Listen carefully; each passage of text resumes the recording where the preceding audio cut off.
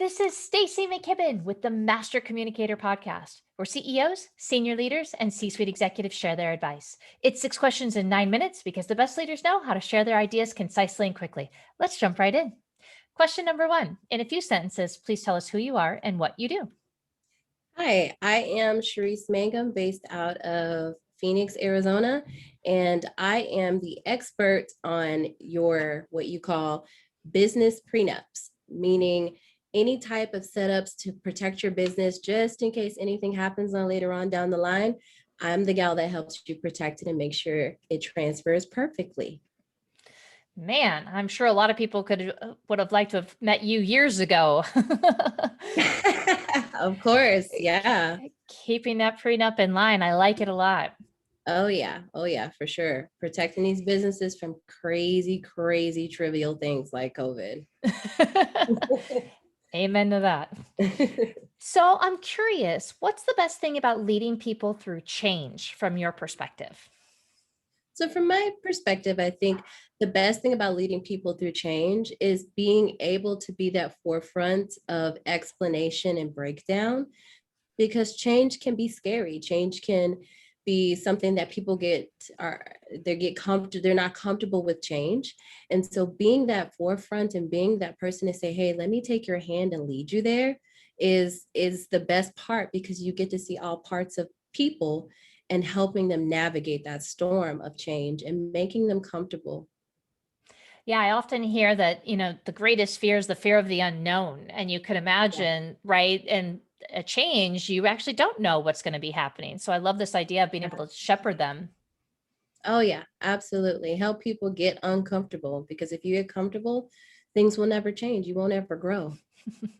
And if you're not growing, you're dying. That's what they always say. Exactly, exactly. So, with that in mind, then, what piece of advice would you give to other leaders about implementing change? My piece of advice would be to be open to leading people as they need to be leaded. And that stems from, of course, you have to lead yourself. That's the first person you have to lead.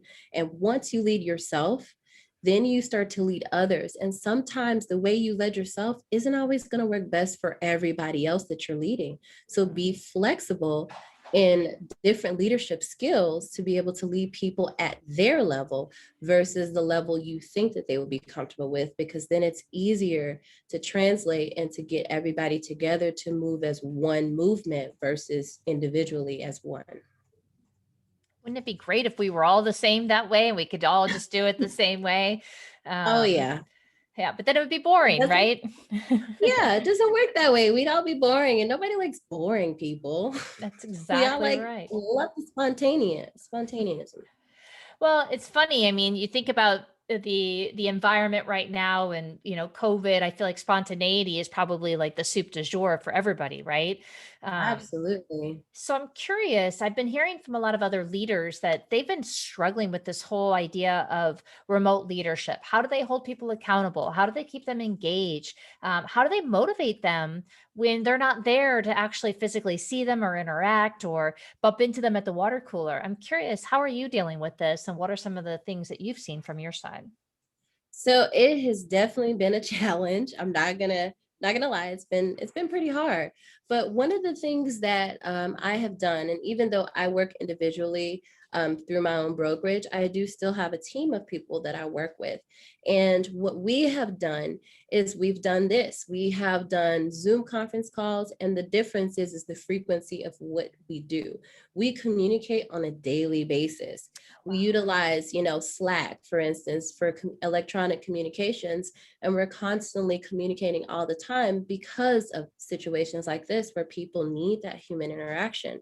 Um, so that is how I've handled it. We've handled it, is that we have gone from, weekly communication to now we're daily communication. How are you doing? Texting to check on everybody and make sure everybody's good. So not everybody feels alone. Mm.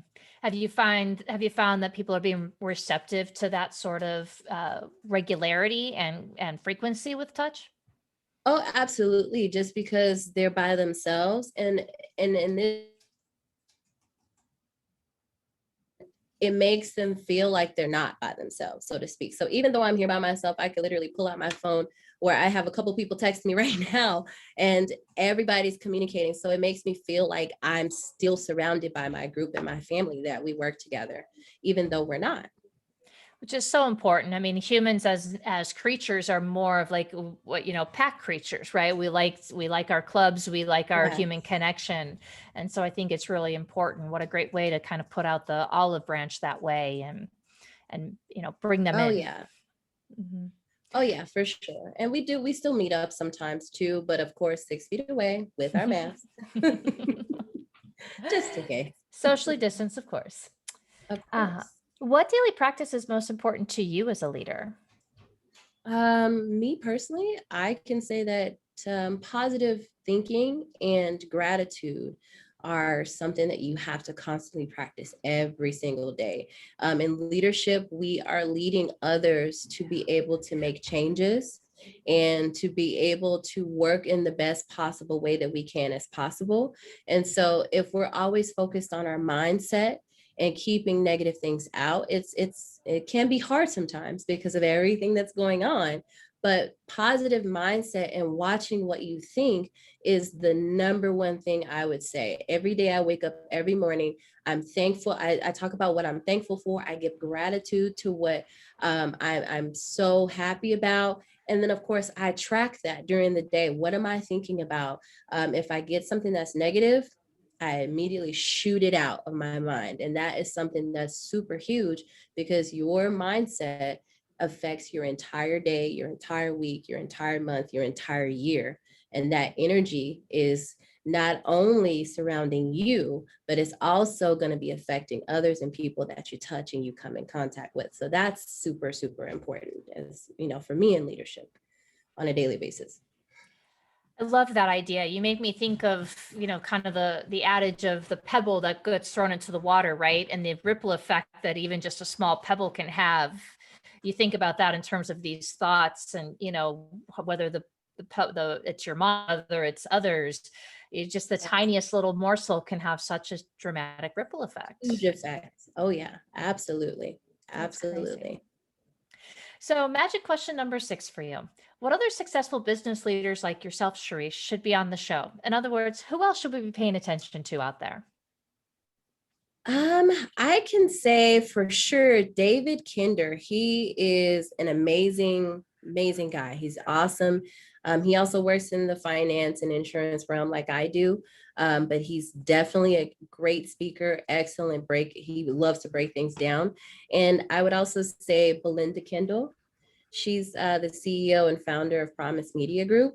And she is also an amazing, amazing communicator and amazing leader as well. Well, that's fantastic. Only have great communicators on this show, Sharice. So that's awesome that she would Exactly. match that. That's Exactly. fan. That's fantastic. Well, thank you so much for being on the show and taking time out of your busy calendar to be here with us today. I'm curious if folks wanted to reach out and introduce themselves or learn more about how to get their business set up with a prenup, how would they find you? Yeah, you can give me a call right to my office. My number is 480-691-2392, or you can shoot me an email at info@ffpartners.net. Well, that makes it easy for us. And my audience knows I always put the link of the contact information below, so they'll be able to get you that way. Perfect. Um, and again, it's been such a pleasure to have you here. I sure hope you come back and join us for a future episode at some point. Of course. Thank you. Thank you for having me. Of course. I'm Yay, so our glad to be here. absolute pleasure. Well, this is Stacy McKibben with the Master Communicator podcast. For more ideas and insights, please do go check us out at www.concilioteam.com. And we look forward to seeing you again next time. Take care.